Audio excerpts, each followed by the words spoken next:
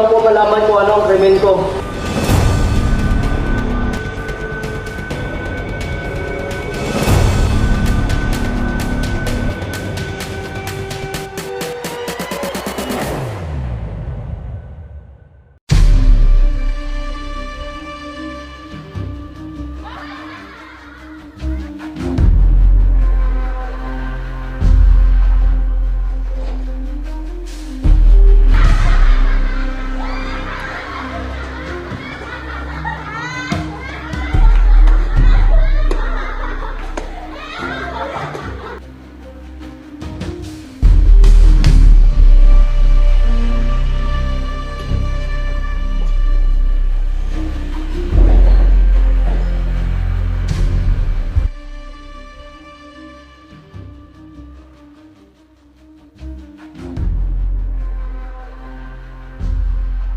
Sige na.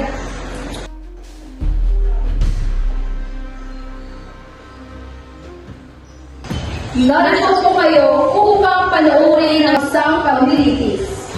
Ang krimen ng isang pulubing huling-huli namin, si Mang Serapio Pisak at Surupin. Dahil dito ang nasasaktan! Dahil dito ang nasasaktan! Magandang gabi, Dino. Magandang gabi, Lino. Silensyo! Ang magsalita habang kami nagsasalita. Bastos na nagsasalita habang may nagsasalita pa! Palihunin mo siya. Talagang ganyan ho ang mga walang kapangyarihan na tulad niya. Mangmang at ganyan sinalim ng mga kapangyarihan katulad natin. Kaya gawin! Huwag ka magalaw ng galaw! Gusto ko lang po malaman kung ano ang krimen ko. Hindi mo ba alam? Hindi ho. Hindi nila sinabi sa'yo? Hindi po. Problema ko yun. Pag-aaral ka ng bata ang krimen niya. Pag-aaral ka ng bata. Sapagkat pag-aaral ba ng bata ay pululusog ng start. Makatuwid na wala ng pera ang federasyon. Narinig siya nagsalita sa anak niya at alam ko nila ang pangalan ng anak niya. Sorry. Formalidad na lamang itong pag-ibig. Formalidad na rin po ang hatol ko. Ang parusa niya ang nais nitong mga pulubig. Siya ay pupulagi. Ginaw sa lakyo. Hindi na ba ang tulog mo? Oo. Nakakain ka na ba? Oo. Magaling. Handa-handa ka na para sa pulubig. Ilang araw na suot yung kamisidan mo. Ikaw ba yan hinamas na naligo? Nagpunas mo lamang. Naspray mo na ba siya? Ituloy ang paglilitis. Sa aking 9 na taon sa federasyong ito bilang isang hukom. Wala pa akong nakikilalang tagapagtanong na kasindaldal itong dalawa. Ituloy ang paglilitis. Bueno, Ginoong Serapio, Sabihin mo sa amin! pumilig ka na gawin! Sabihin mo sa amin ang pangalan mo! Pangalan! Serapio ho. Serapio? Serapio? Serapio? Ho? Serapio? Serapio? Ano? Serapio ano? Serapio lang po. Serapio, Serapio? Ano po? Serapio lang. Serapio lang? Oo. Okupasyon? Okupasyon? Wala ho. Ano? Wala akong okupasyon? Wala ho. Hindi ba isa kang pulubing? Oo. Okupasyon mo yun. Klasifikasyon? Klasifikasyon? Klasifikasyon!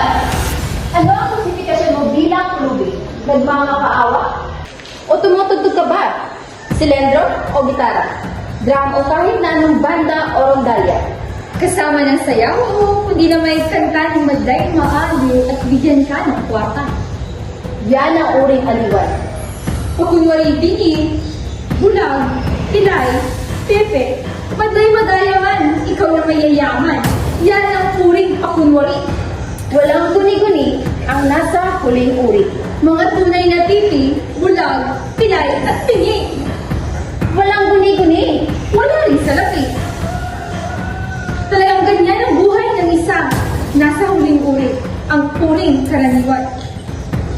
Alin ka sa apat? Nagmamakaawa o aliwan? Pakunwari o kunwarian? Ginawa ko, anong gagawin namin ngayon? Pagtibayin na ninyo ang krimen niya. Tatlong saksi. Pag-aaral ka! Pag-aaral ka!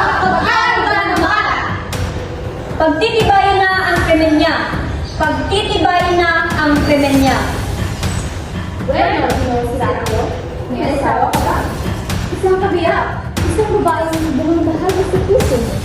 Babaeng nakasal sa harap ng altar, sa opisina ng Gatulog, o iba pang lugar. O ano, Ginoong Serapio? Sagutin mo ang tanong. Napakasimple. Ginoong Serapio, di ka dapat nahiya. Sabihin mo ang totoo. May asawa ka ba? Wala ho. Iibayin ko ang tanong. May asawa ka ba noon? Asawa na ngayon nagsasaya sa buhay ng Diyos? O bahay na iba? O ano? Malinaw na malinaw ang tanong ngayon. May asawa ka ba noon? Ginoong Serapio, nakakapagtataka ng katahimikan. May asawa ka ba noon? Opo. Ayan! Ngunit siya'y patay na. Wala. Basta inamin mo may asawa ka na. Magaling. Napakabilis ng aming mga paglilitis sapagkat lahat ng aming tagapagtanong ay matatalino at magagaling. Galing! Ginoong Serapio, nagkaroon ka ba ng anak? Buhat sa kasal na yun? Buhat sa inyong pagsasama? Buhat sa inyong pag-aasawa? Ginoong Serapio, pahimik ka na naman. Wala kang sinasabi. Wala kang himik. Pasigi ang aming pananabik. Nagkaroon ka ba ng anak? Paya. Tuyong-tuyo pa. Walang alinlangan. Wala siyang wata. Nagkaroon ka ba ng anak? Bakit niyo tinatanong yan? Pilosopo. Ano bang nagawa kong gawin? Ginoong Serapio! Patawarin niyo ho ako. Ngunit, Wala ka bang utak? Isip. Katinig na katilimuhan. Tandaan mo kung sino ka. Isang pulubi. Hama. Kulisa. Sagutin mo ang tanong. Nagkaroon ka ba ng anak? oo. Ayos! Ba't di mo inamin ka agad na may anak ka na? Marami pang arte. Ano bang nagawa kong gawin? Umupo ka at malalaman mo rin.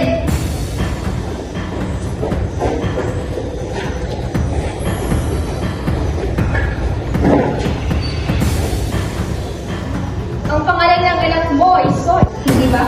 Oo, paano niyo ho nalaman? Marami kaming alam tungkol sa'yo. Yun din ang pangalan ng namatay niyang inasyon. Consuelo. Namatay ang kanyang ina nang siya'y pinanganak ang aming unang anak. At namatay pa ang ina. Isang babae, tahimik na may hiting, nagpapahiwatig ng simoy at tubig ng batis. Ang pagpanaw niya'y pagsakit ng kalumutan. Dalawang hiyaw ang tumitingting sa aming silid sa gabing iyon. Ang aking hiyaw ng hapis sa pagkamatay ni Sol at ang hiyaw ng takot ng naisilang na si Sol na naging larawan ng kanyang ina. Maputi, maitim ang mata, madalas na nakaliti. Lundag ng lundag kapag iniiwan ko ng candy. Matamis at laruan, sanay nakita niyo siya. At ang kanyang halakhak, Sol. Ano? Ano? Ano? Ano ang sinasabi mo? Wala ko. Huwag ka nang umaarte-arte pa. Basta't inamin mo may anak pa. Dadrama-drama ka pa dyan. Nais pang talunin ang radyo. Mana, tapos na ba ang paglilitis? Oo. Inamin na niya na may anak siya. Ang anak niyang Sol na yun.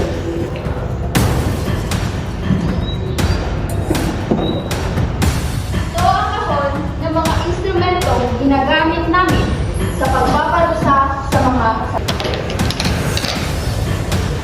Humahanga ako sa parusa ng Konfederasyon.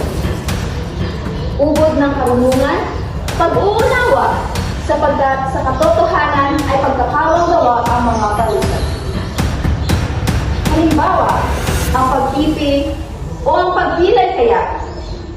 Ipagpalagay natin bulagang kriminal at makikinabang dahil sa pagkabulag niya. Hindi ba tataas ang kita niya kung pilayan siya? O at di na siya makikinabang ang Federasyon Game. sapagkat tataas ang kanyang abuloy sa federasyon. Yan ang tinatawag kong maunawaing parusa. Ang pinaparusahan ang nagpaparusa ay kapwa makikinabang. Ito ho ang ice cream. Ano? Handa ka na ba? Para sa ano? Sa pagbulag! Ha? Sa pagbulag, madali lang. Sanay na ang ganja. Alam niyo na kung anong parte ang ito. Pagbulag? Huwag kang matakot. Hindi ka matetetano. Sterilize itong ice tea. Narinig nga siya rito.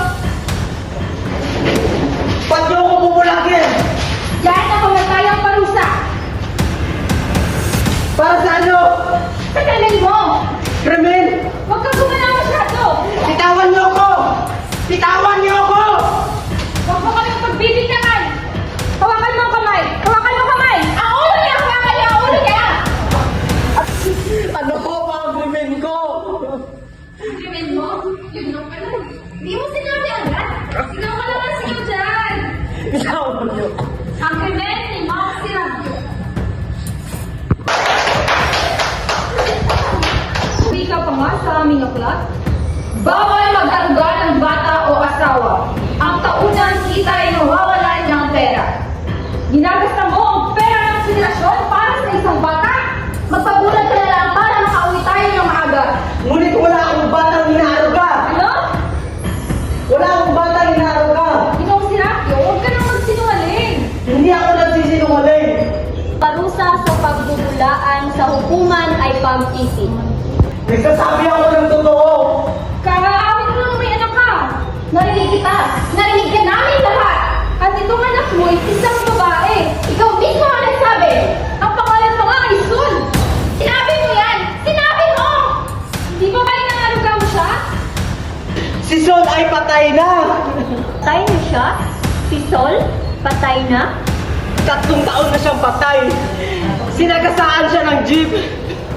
Patay na siya! Patay na! Malungkot ang iyong kwento. Iniigaw mo ang aming mga puso. Walang alam magaling ka sa siling ng pamumuala. Patay na siya! Magsalaysay ka na ng kwento higit siya mas katotohanan ka sa dyan. Totoong sinasabi ko! Totoo ha? May tatlong saksi kanina na nalulubog sa'yo para ako niya. 2 linggo sila nagbantay. Mga saksi sila sa galing mo. Nagsisinungaling sila! Wala akong batang inaaruga! Tingnan natin. Lalabas din ang katotohanan. Kung sila ang nagsisinungaling, sila ang parusahan. Ngunit kung ikaw ang sinungaling, tumalito sa harapan at saksi. Kayo na naman? Opo. Kayo na lang palagi ang nagpapabulag sa iba. Ganun ho talaga ang buhay. Tagapagtanggol lang mo kami ng kalinisan nitong federasyon. Mga patnubay na kabutihan nitong lipunan. Kayo ba ang unang nagsumbong sa kanyang krimen? Opo. Pwes, ayon mo sa batas ng aming federasyon, kung mapatunayan nila ang kanilang sakdal, kanila na ang lahat ng kasangkapan ni Ginoong Serapio at 10% ng kanyang kinikita. Mga buhaya! Hawakan niyo siya! Bawal ang kumilos sa ganyan! Igalang niyo itong hukuman, Ginoo! Ngayon, mga binibini ng Marangal na Federasyon, sabihin niyo ang nagkikay na kagabi. Kita namin siya may pinagmadala. Mamantikang supot sa kilikili niya at susulyat siya sa kanan kaliwa. Tapos sa warikon matagpuan siya. Tapos sa warikon matagpuan siya? Sinundan namin siya hanggang sa bahay niya. Nagtago kami, narinig namin siya. Kumain ka lang, isot, mamaya ang magiging pula. Ginoong Serapio, pinaparatangan kita ng may pag-aaruga ng bata. Bubulagin ka naman, hindi! Yun na ba ang inyong mga katibayan? Oo, masaya na kami. Kulang pa ang inyong mga katibayan! At ano ang kakulangan? Si Sol, ang aking buhay na anak! Mga tanga ang mga espiya ninyo! Huwag ka magsalita ng ganyan sa harapan namin! Kami ang mga opisyal ng hukuman. Akala nyo nahuli nyo na ako? Ano? Ano akala nyo? May isa sa inyo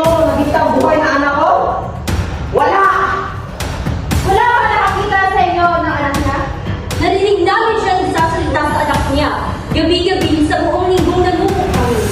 At kaya alam na alam namin ang mga sinasabi niya. Sapagkat Nagsisinungaling kayo lahat! Ginoong Serapio! Nagsisinungaling sila! Nagsisinungaling! Sapagkat gabi-gabi sa tatlong oras ay narinig namin siya paulit-ulit nagsasabi, "Heto na Sol, kumain ka nagsuot ang damit mong pula." At inuulit-ulit niya ito gabi-gabi. Nagsisinungaling sila nang maging kanila lahat ng aking mga kasamkapan. Ngunit nakita mo ninyo ang anak niya? Hindi. Ha? Kung nagsisinungaling kayo, magpipitay ba kayo? Narinig din namin nagsasalita sa anak mo. Kung talagang buhay ang anak ko, talin ka dito. Gustahin niyo pa ang alaala niya. Kailangan ba kayo makialam sa buhay na may buhay? Gusto na niya, Gino. Kami ipadala niya. Kaninang umaga pa na dalawang kasapi nitong federasyon sa iyong barang-barong upang agawin ang iyong anak sa kanilang oras ng pag-uwi mo. Nakabalik na sila. Nasaan sila? Ano? Nasaan ang bata? Wala. Anong wala? Hindi ba kayo pumunta sa bahay niya? Oo. Hindi na ako ng bata? Walang bata roon. Kung nagsisinungaling ka? Hindi po. Wala ko kaming nakita, wala ko. Kundi isang baol. Itong baon mo eh. Ganito nakita? Sa barong-barong niya. Sa parang niya? Sa isang sulok mo. Nakatago sa ilalim ng mga lumang sako. Nakatago sa sako at hindi yung matapusan? Hindi pa ho. Nakakandado ho. Nakandado? Buksan na baon! Wala yung laman! Wala yung laman! Isang lumang baon lang yan nakita ko sa basurahan. Ba't mo tinagawa ginawang sinakyo? Ginamit ko sa bahay bilang upuan. At bakit nakandado? Naandado yan nga makita ko. Nagsisinungaling ka ginawang sinakyo? Bagong-bago ang kandado! Walang bakas ng kalawang! Ikaw ang nagkandado nitong baon! Naandado na yan nga makita ko. Kung gano'n ang ginawang sinakyo, hindi mo daramdamin ang pagbubukas ng baon. Buksan ang baon! Hindi! Wag! Ginawang sinakyo, pinagpapawisan ka. Wala yung laman! Bakit mo alam ginawang sinakyo? Nagsisinungaling ka kanina? Nabuksan mo itong baon! Hindi! Alam, buksan mo! Wag! Bakit ginawang sinakyo? Akin yung baon! Inamit mo rin. Huwag yung bubuksan yan! Bakit? May tinatawag ko na sa amin? Baliwalayin yung laman yan! Titignan natin. Ituloy ang pagbukas. Hindi niyo dapat pakialaman yan! Kailangan ba kayo makialam sa buhay na may buhay? Ginawang sinakyo! Kailangan ba kayo makialam sa namin? Sinakyo! Hindi niyo dapat kami pakialaman! Sasabihin ko sa'yo kung ano ang malalakad pag nabuksan namin ito. Katibayan ng krimen mo! Wala kayong matutuklasan dyan! Ulitin niyo itong... Wala kayong matutuklasan dyan! Ano tinatago mo dyan? Ang mga damit mo? Ang mga laruan niya? Ituloy ang pagbubukas! Huwag! Ang kapangyarihan sa hukumang ito, Ginoo! Ngunit akin iyang baon! Eh ano? Huwag niyo buksan yan! Pigilan mo kami! Pigilan mo kami! Papatayin ko kayong lahat! Ibubunyan ko kayo sa pulis! Ibubunyan ko kayo sa pulis! Ibubunyan ko kayo ay inyong kalupitan! Ibubunyan ko ay inyong pandaraya sa madla! Ibubunyan ko kayo sa inyong pagmalulunod sa aming lahat! Ibubunyan ko kayo sa inyong pagpapawaya sa mga matatandang kasapi! Ibubunyan ko kayo sa federasyon sa pulis! Wala makakatulong sa'yo, Ginoong Serapio. Wala! Niyang pulis, ang pahayagan, kahit sino man sa mundo ito. Ang mga hiyaw mo'y di maririnig.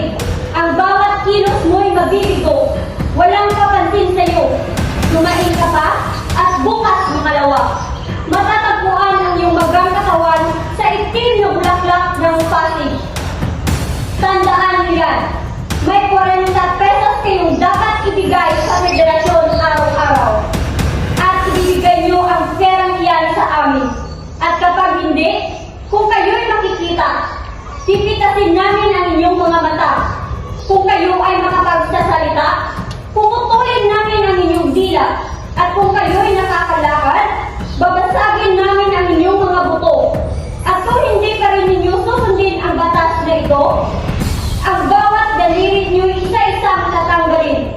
Malungkot na ang buhay ng federasyong ito, ngunit kasapi na kayo hanggang kamatayan. Kamatayan lamang ang makakapagligtas sa inyo kapag sumali kayo sa federasyong ito. Buksan ang baon. Baliwala sa inyo ang laman yan. Baliwala. Huwag yung buksan. Baliwala sa inyo ang laman yan. Hindi naman nyo mauunawaan. Hindi nyo naman mauunawaan. Kung tangkain ko magpaliwanag. Kung tangkain ko sabihin sa inyo kung bakit. Hindi nyo naman mauunawaan. Pagtatawanan naman nyo ako. Ano sasabihin ko sa inyo? Paano? Paano ko sasabihin sa inyo? Nabubulok ang kamay. Nabubulok ang balat. Nabubulok ang laman. Nabubulok ang ugat. Nabubulok ang buto. Halika! Sol! Sol! Sol! Sol, aking anak! Sol! Sol! Sol! Sol, aking anak! Ang buwan, ang bituin, ang aking langit! Sol! Sol, anak! Ang hangin! Sol, ang langit! Hangin! Sol ko! Anak! Diwa! Imahe! Kristal at buhay! Buhay! Sol, anak ko! Tatay ka ng trapo! Bitawan ka!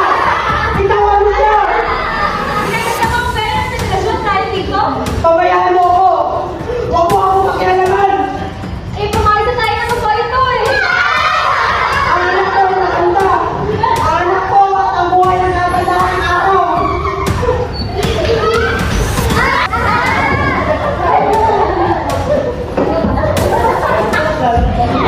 Unagin natin siya! Unagin! Unagin!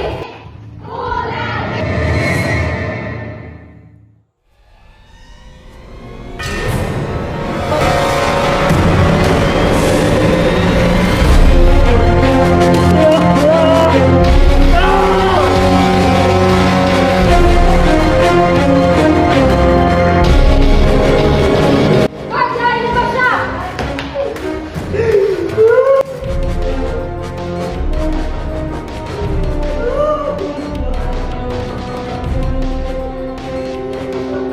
Sol! Oo nga eh, di tulad ng dati. Kailan ba? Susunod. Marso.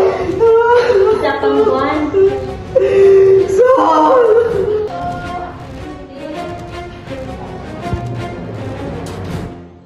Umaasa kami na naunawaan ninyo kung bakit kami napilitang parusahan sa Serapio. Tinuturuan niya ang mga kasaping magkaroon ng mga haraya, ang mga pangarap na di naman magtutupad, at dadag lamang sa kanilang lumbat. Ang ginawa niya ay nakasisira sa mga kasapi nitong federasyon. Ang anumang federasyon ay nangangailangan ng kaayusan ng mga batas. Ang maninira nitong kaayusan ay mapanganib. Ang ginawa ni Mang Serapio ay salungat sa aming batas. Ang ginawa niya ay pulos mali siya. Ipinagtanggol lang namin ang aming kapwa-tao. Ito'y dapat ninyong lubos na maunawaan. Lubos na maunawaan.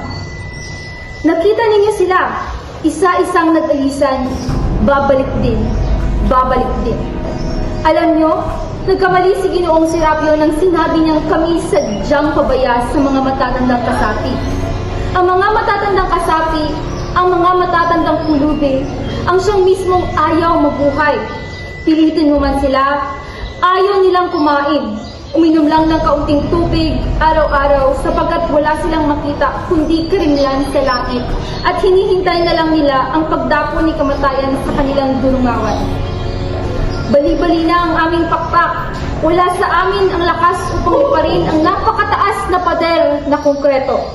Marahil ay ibinitin na nga ni Mang Serapio sa harap namin ang susi sa aming piitan. Ngunit, napakahirap hiwain ang sariling ilantad sa pag-ibig.